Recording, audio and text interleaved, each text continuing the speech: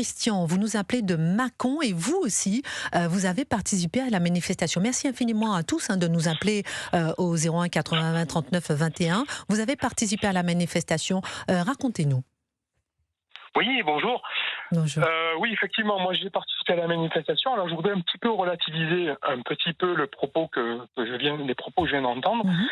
C'est-à-dire que effectivement, dans l'immense majorité des cas, les participants à la manifestation, c'était des gens tout à fait, on va dire entre guillemets normaux, en civil. Des familles et tout, mais pas tous. Des familles, des jeunes, même des couples avec des bébés, des personnes âgées, etc.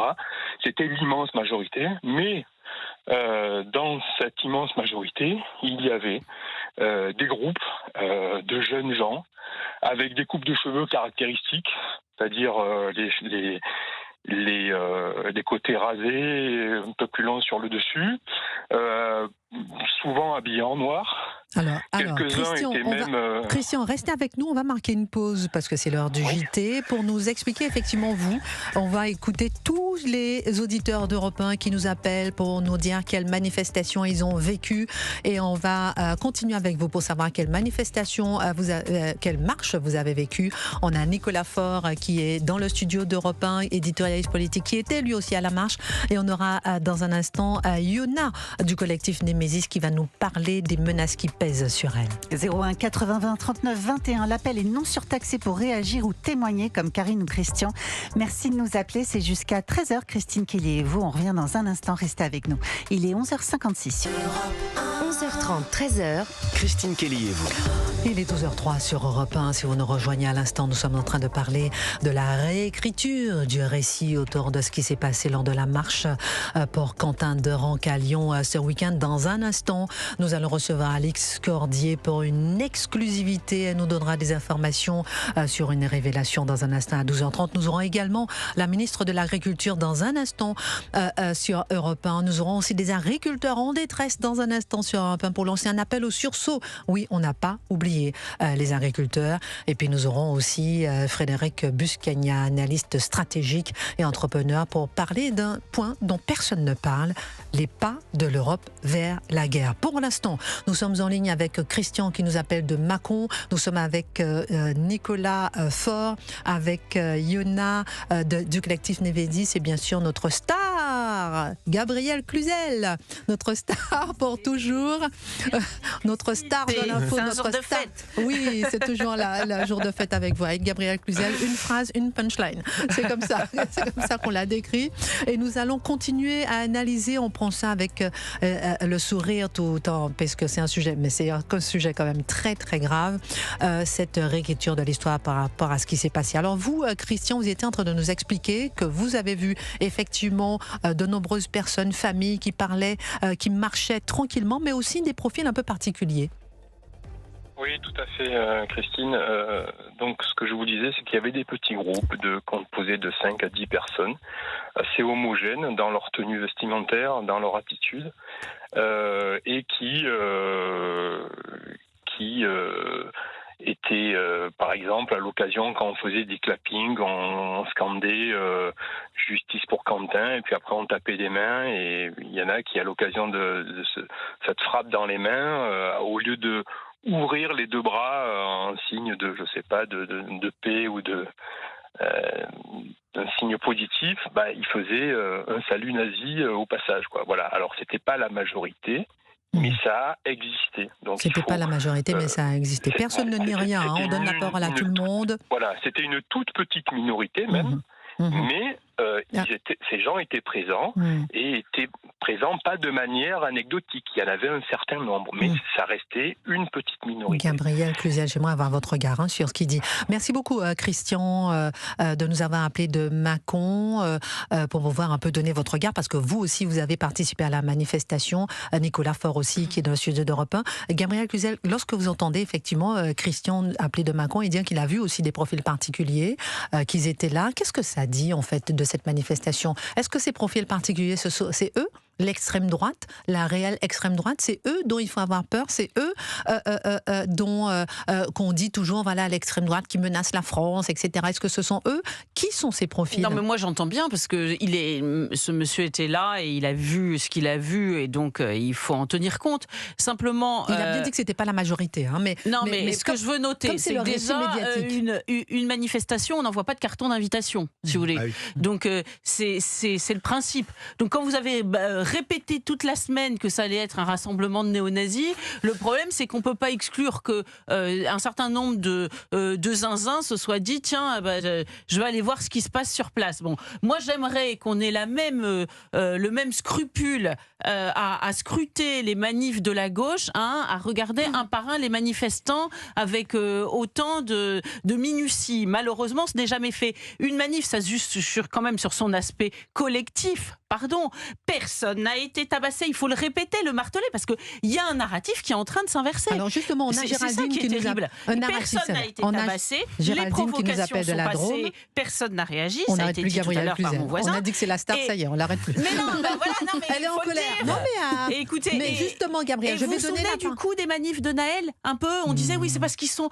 tristes et en colère. Ça a coûté des millions à la société. Là, ça a coûté rien du tout. Donc, faisons la grâce à cette manifestation de la juger collectivement. Et rappelons que quelques jours après la mort de Naël, c'était vraiment de l'huile sur le feu. Tout le monde jetait de l'huile sur le feu et incitait à la violence, incitait à sortir dans la rue, incitait à manifester, des politiques, etc. Mais ce qui n'empêche pas qu'il y ait pu y avoir un certain nombre d'abrutis dans cette manif. Géraldine qui nous appelle de la Drôme, vous dites un peu ce que dit Gabrielle Cluzel, mais vous étiez à la marche. Oui, tout à fait, j'étais à la marche. Alors, effectivement, pour rebondir à ce que disait Christian, oui, il y avait des jeunes qui, de toute évidence, de par leur tenue vestimentaire, on peut dire qu'à la rigueur, ils sont nationalistes, et qui sont d'ultra-droite. Mais à aucun moment, je vous assure, à aucun moment, ils ont été vraiment... moi, je n'ai pas vu ces saluts nazis, tellement on était nombreux. Il y en avait autour de moi. Ils ont tous été vraiment très corrects. Il y avait un service d'ordre qui a systématiquement nous disait ne répondez pas aux provocations, parce que tout le long du cortège on a eu ses doigts, on a eu ses œufs, ses bouteilles, et tout le monde est resté très calme, parce qu'au fond nous on avait tous de la colère, parce que c'est inadmissible ce qui s'est passé pour Quentin.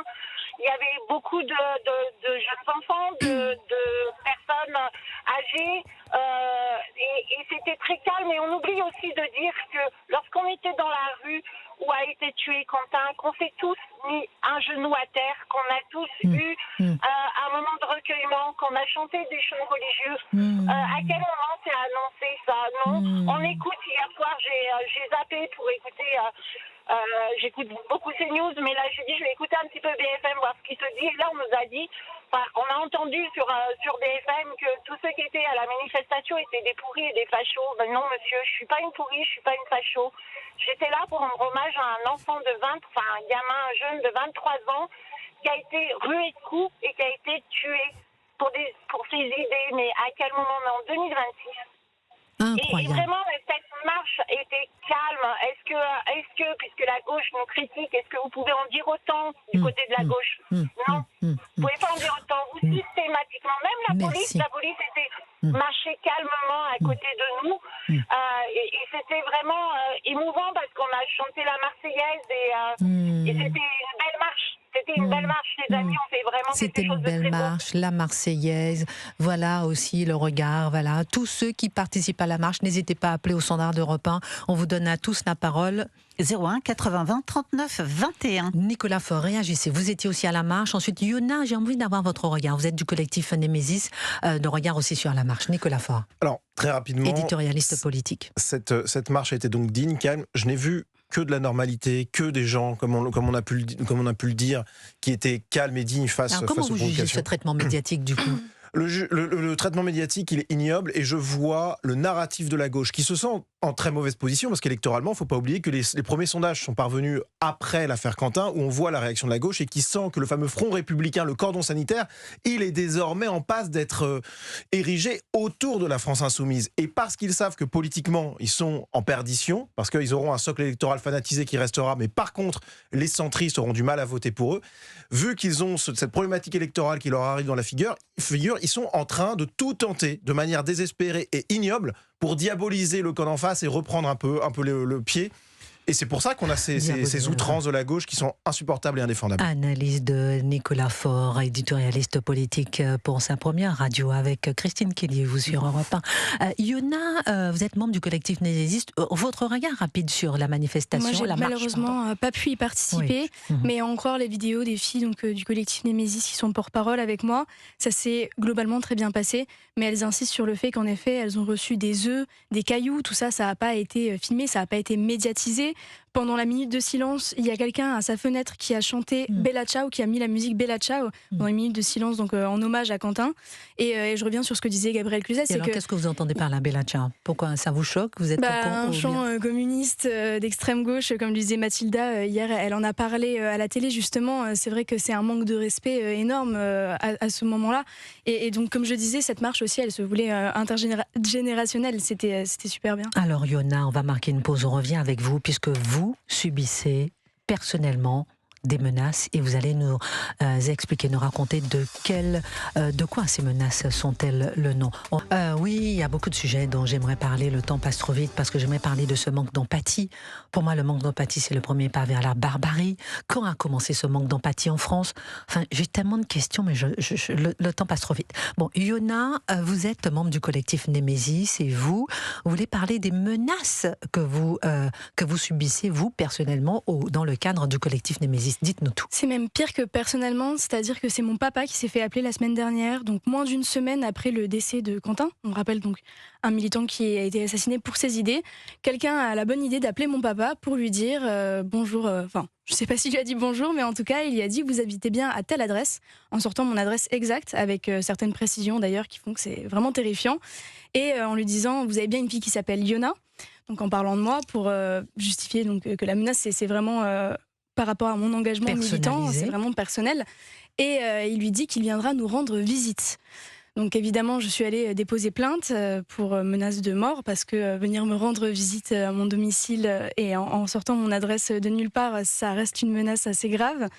Et il faut savoir que cette personne a eu la bonne idée, je ne sais pas, mais de rappeler pendant que j'étais au commissariat, a rappelé mon père, ce qui a fait que la plainte... Vous étiez avec votre père au commissariat? Non, j'étais toute seule à ce moment-là. Mon père va lui aussi aller porter plainte de son côté, mais comme la menace m'est adressée en fait indirectement, c'est moi qui allais porter plainte.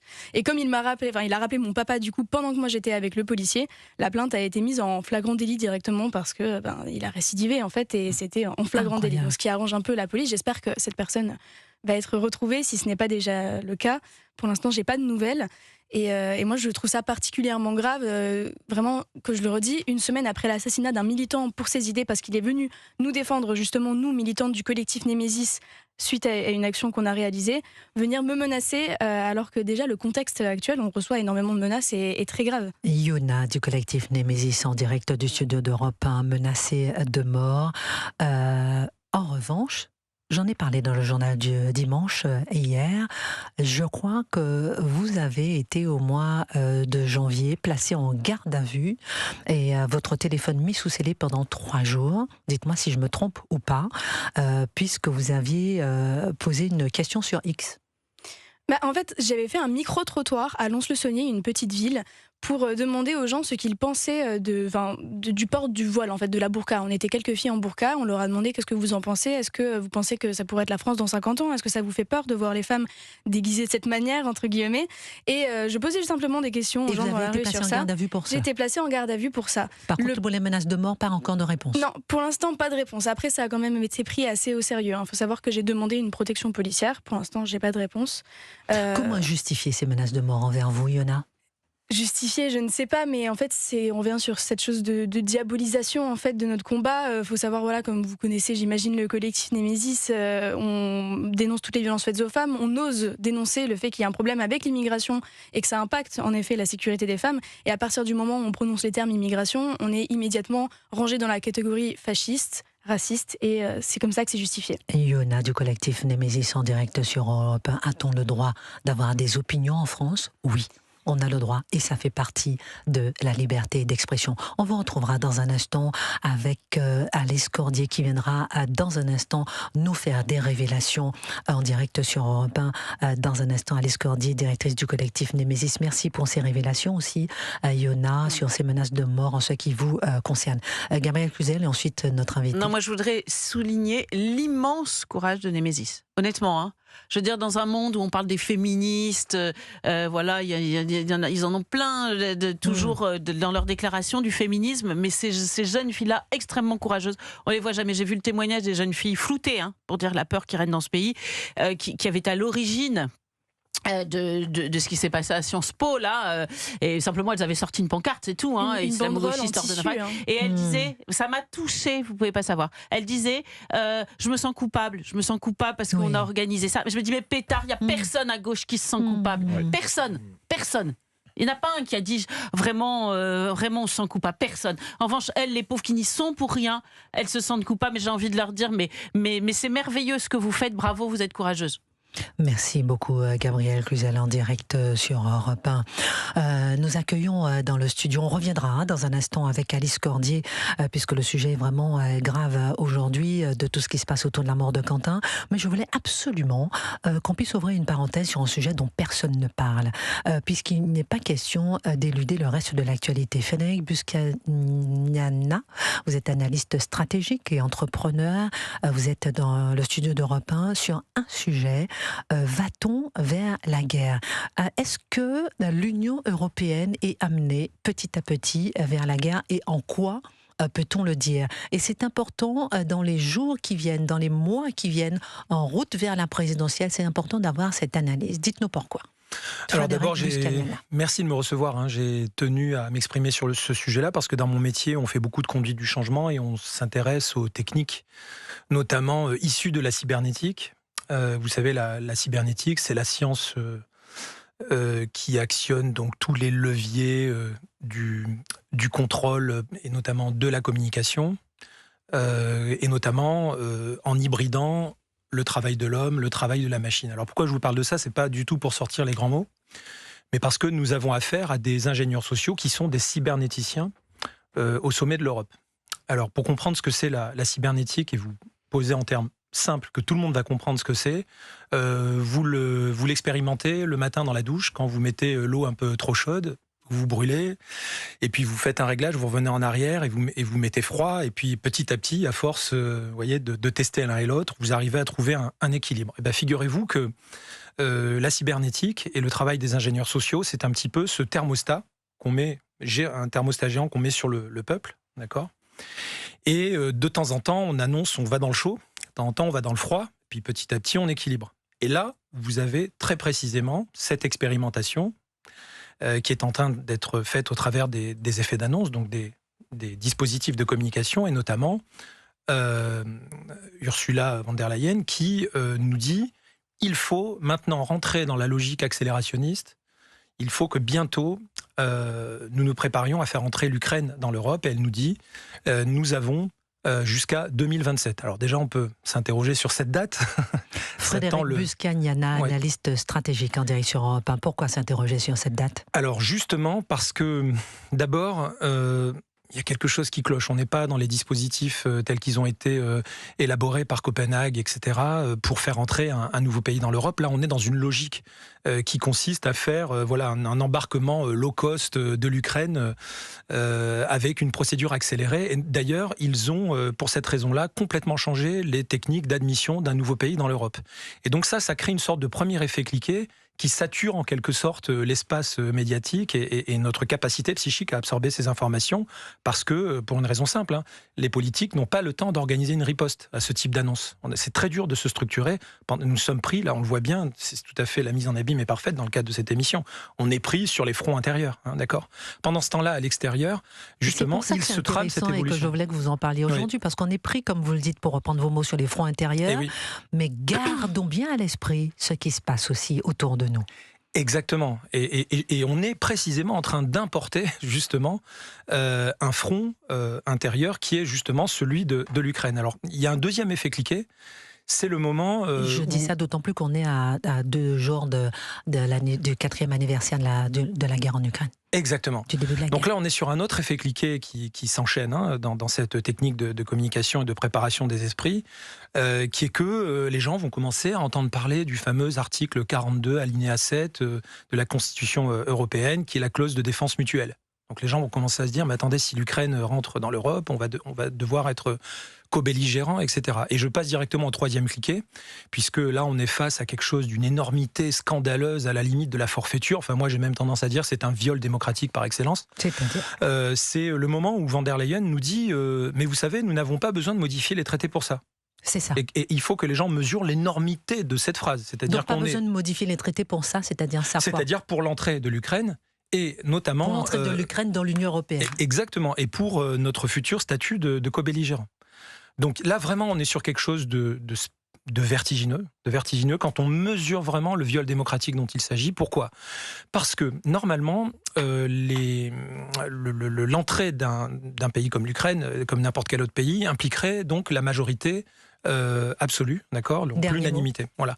Et maintenant, on va pouvoir se concentrer sur ce qu'ils appellent les clauses passerelles et qui permettent donc d'accélérer l'entrée de l'Ukraine dans l'Europe. Frédéric Buscagnana, merci beaucoup, analyste stratégique pour ce point fort sur cette analyse au niveau de l'Europe qui fait des pas vers la guerre avec un viol démocratique dont vous avez parlé. On marque une pause, on revient avec notamment des agriculteurs et la ministre de l'Agriculture sur